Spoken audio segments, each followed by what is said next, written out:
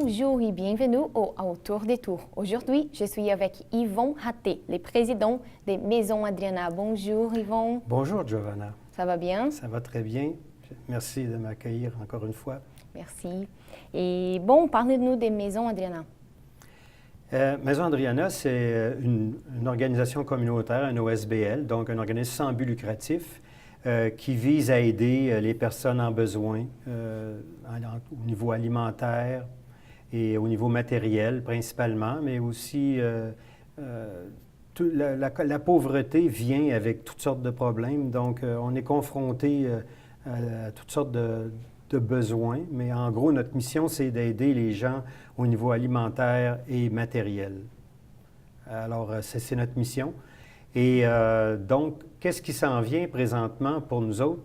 C'est qu'on augmente notre côté d'aide matérielle parce qu'on a soudainement un nouveau local dans notre building qui vient de se libérer, puis on va l'utiliser pour plus de meubles et de gros morceaux.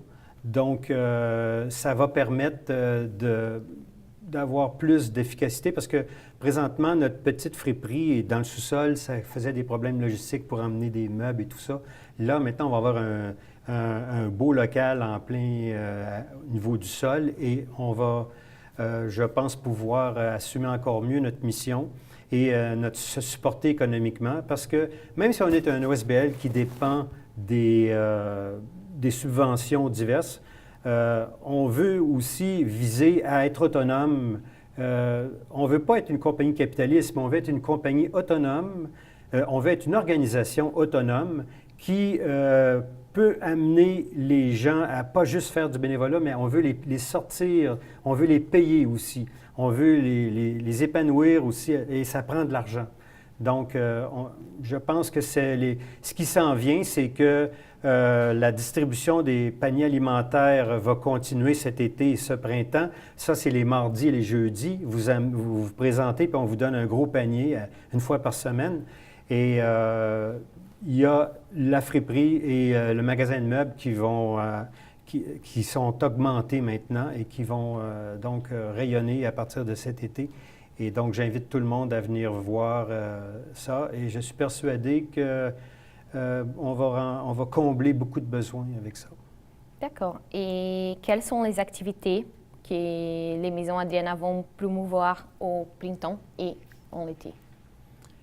À vrai dire, c'est les mêmes activités que je viens de vous parler parce que on n'a pas vraiment... On fait un conseil d'administration, une assemblée générale annuelle et tout, mais on a une fête de la Saint-Jean, en gros. On a un party de Noël, mais notre principale activité, c'est de l'aide alimentaire. C'est le bazar. On a un encan les jeudis soirs. On a aussi... On prête nos locaux aux Chevaliers de Colomb qui, eux, font beaucoup de petites activités pour eux-mêmes et qui peuvent inviter la population aussi.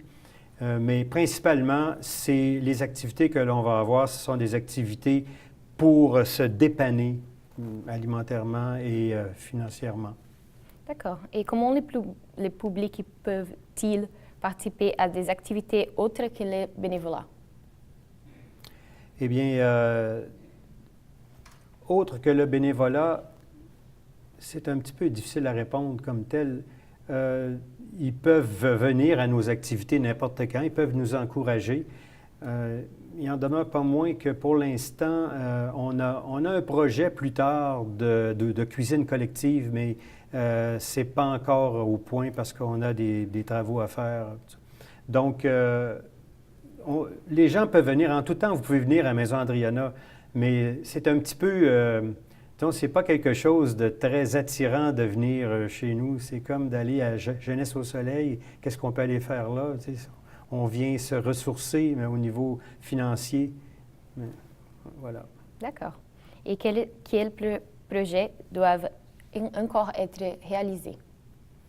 On a un projet de ferme sur le mur, donc culture culture végétale sur les murs pour ajouter dans notre palette de nourriture des légumes frais. Et on espère avancer là-dessus parce qu'on est peut-être un petit peu en retard sur ce projet, mais on croit à ça. Donc, il y a ça. Et l'aménagement de notre nouvelle friperie, de notre magasin de meubles, là, ça va être quand même, ça va nous demander de l'ouvrage, ça, quand même pas mal pour cet été. D'accord. Et quels sont les plus grands rêves et objectifs des maisons Adriana? Évidemment, on est ici pour contrer la pauvreté.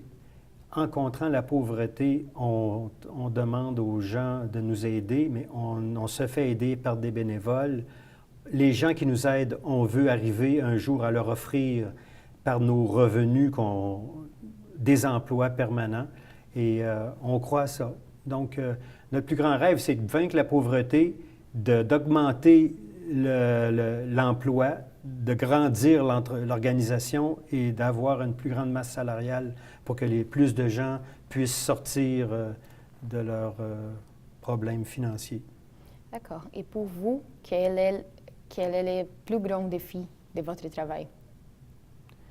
Le défi d'un président de CA, c'est d'écouter tout le monde, c'est d'arriver à avoir le consensus et de maximiser les participants d'un membre du conseil d'administration pour, harmonieusement, parce que éviter que la confrontation nuise à l'atteinte de notre mission, nos objectifs, parce qu'on peut chacun avoir des objectifs parfois différents, mais c'est d'avoir une cohésion et d'avoir une harmonie pour que le conseil d'administration joue le meilleur rôle possible dans l'épanouissement de Maison Adriana et de tous ses membres.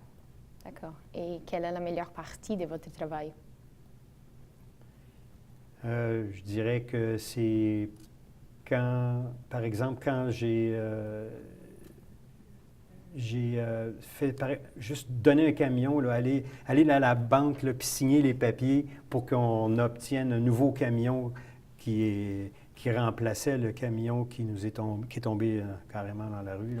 C'était très plaisant de donner son nom et de dire, bien, regardez, ça prend quelqu'un qui donne son nom. Ben voilà, on a un camion. Et puis, c'est aussi de voir les gens qui sont heureux, qui sont épanouis et de me sentir partie intégrante de tout ce monde-là.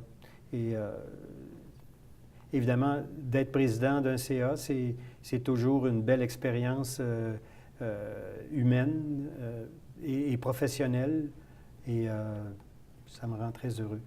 D'accord. Merci beaucoup, Yvon, d'être ici et merci à vous. Merci beaucoup à Télévision Frontenac pour nous recevoir et puis nous faire confiance. Merci.